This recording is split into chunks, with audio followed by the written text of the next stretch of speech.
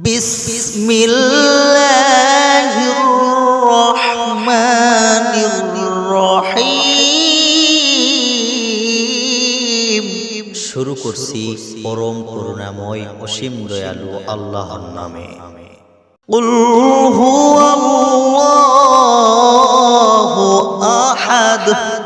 হে মুহাম্মদ সাল্লাল্লাহু আলাইহি ওয়াসাল্লাম, বলুন আল্লাহ এক ও অদ্বিতীয়। আল্লাহুস সামাদ, তিনি কারো মুখাপেক্ষী নন, সকলেই তার মুখাপেক্ষী।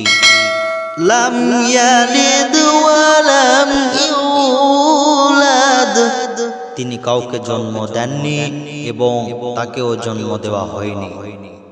ওয়ালাম ইয়াকুল লাহু কুফুয়ান আহাদ, আর তার সমকক্ষ কেউ নেই।